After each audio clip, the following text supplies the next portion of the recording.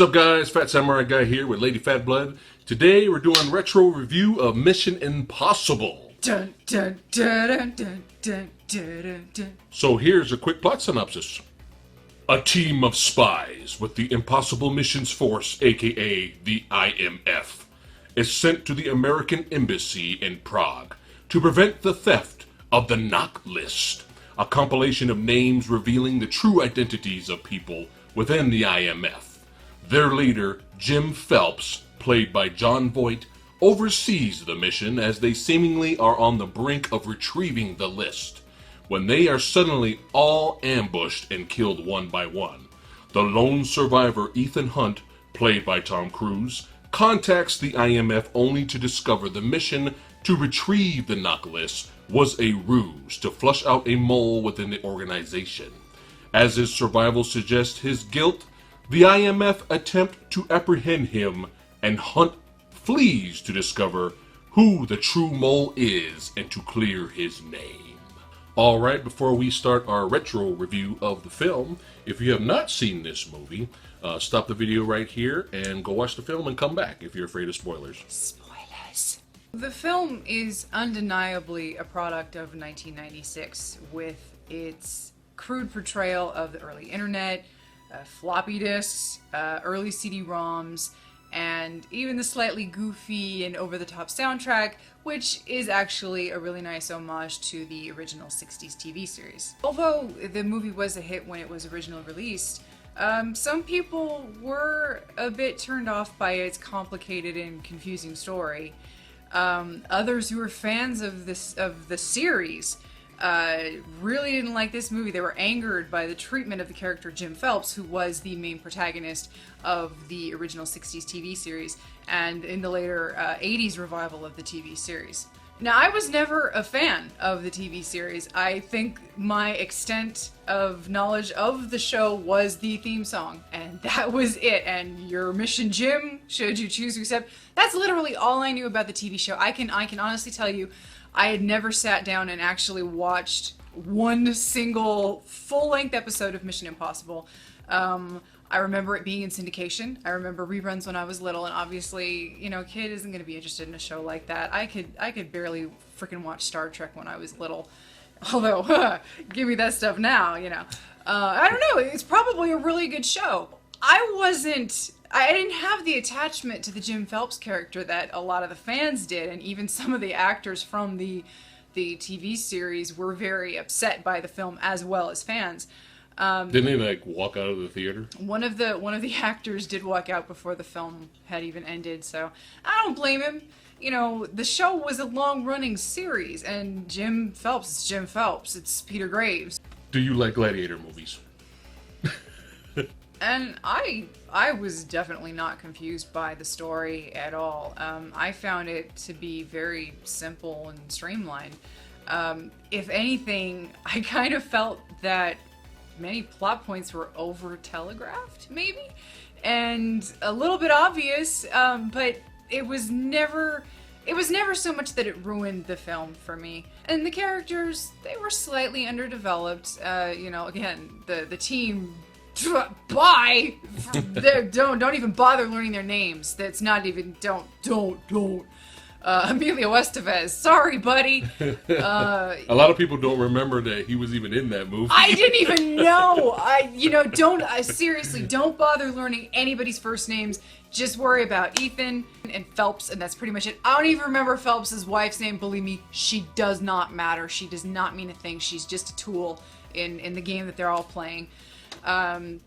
So, see, even though, yeah, you might feel that the characters are slightly underdeveloped, I don't feel that this was the kind of movie that required us to know every little thing about the characters. It wasn't really a detriment to the film, from my experience. And by the way, I just watched this film. The movie, again, came out in 96. I was 15. Ha! I did it again! I ain't scared! And, you know, I had no interest in seeing Mission Impossible. I remember the trailers when they came out, and I particularly enjoyed there was a scene in the film. There was back and forth between Jon Voight and Tom Cruise's characters, where Phelps' character is trying to convince Hunt of who the mole is, and you see Hunt agreeing with everything he's saying, going along with it. Oh yeah, yeah, yeah. But in his head, you see him completely piecing it together that it was Phelps who did everything, basically. And, or maybe there was somebody else involved, and that's how he starts piecing everything together. That was actually pretty clever. I thought that was really well done. It was it was different. The effects, again, 1996. The finale effects, they're pretty dated. For my taste, they're pretty dated. But acceptable, considering the movie, as of this point, is approaching the 20-year mark. So, overall, I was never really interested in this franchise. But the past two films, from what I've been hearing, again, I'm going on this journey, fresh start for me.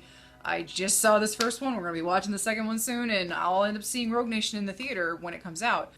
I feel like, from what I've heard, the past two films have really suggested to me a growth and a true evolution in this series.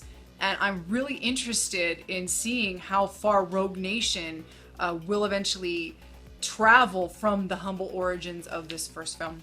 So I enjoyed it. I give it a 3.9 out of 5. All right, so now, back in the day, since I actually seen this movie in theater when it was released, I was actually a little disappointed, and I'll tell you why.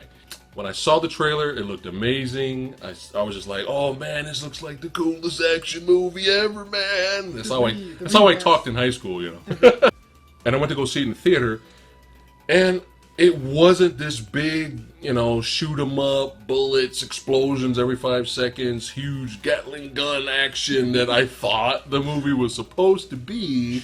So even though I did enjoy certain scenes in the film, I was still kind of disappointed because I didn't know what the film was as advertised. Teenager.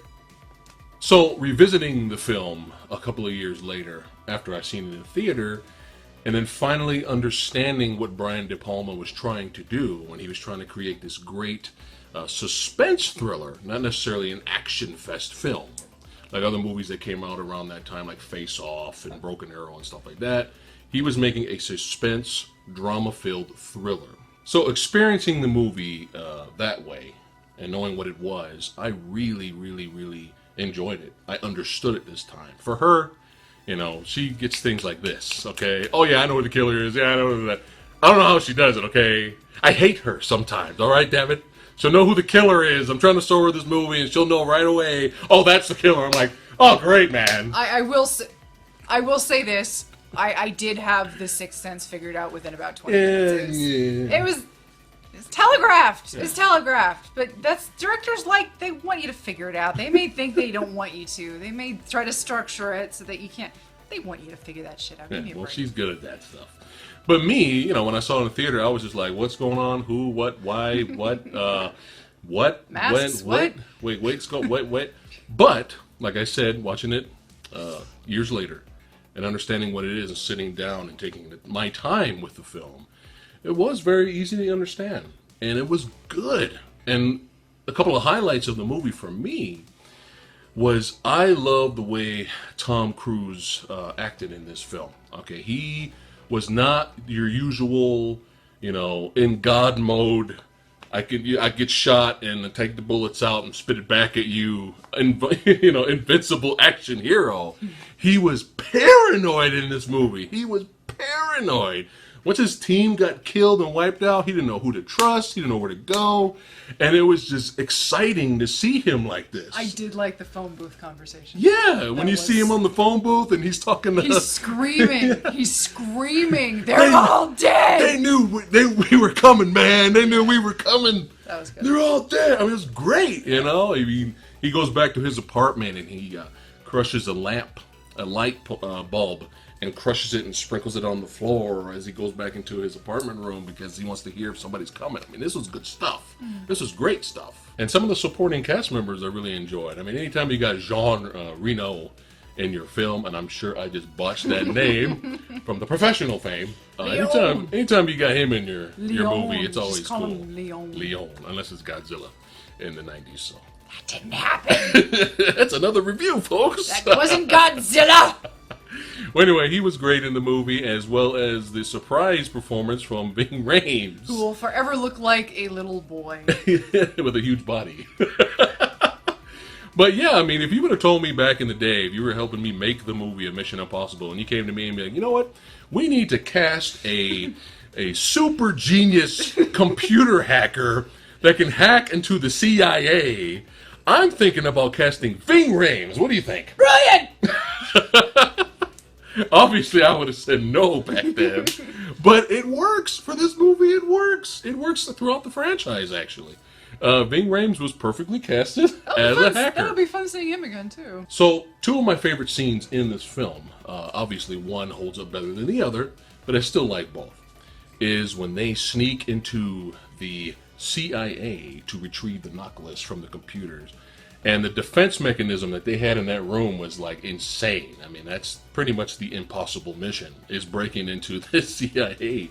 And it's like they have lasers. I mean, the heat temperature, you know, if it changes a little bit, the alarm will go off. If it's a drop of sweat, you know, one little bead hits the floor, the alarms will go off.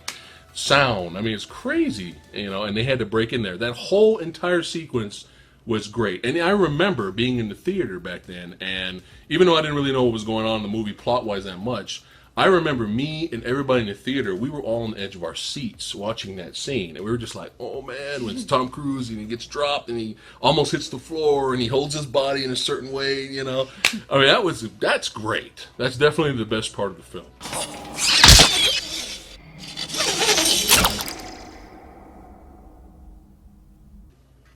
And the second part of the film is the end action train sequence. I mean, now, you know, the green screen and a lot of the CG, obviously, that you mentioned, there are dated. When you watch that scene now, it is dated looking. But I still think it was well done and it was fun, and I think this movie needed that kind of finale, even though it was with dated effects. But let's talk about the best part of the film for me, despite that drop scene, is the awesome, one of the most over-the-top explosions in movie history. And those of you that have seen this movie, you know which explosion I'm talking about. This one.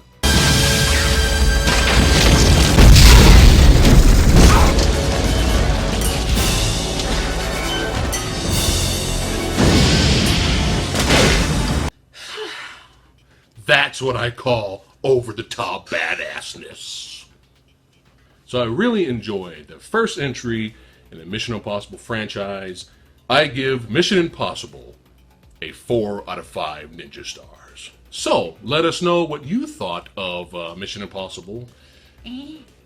Let us know in the comments below. And next week we will be reviewing Mission Impossible 2. So tune in next time.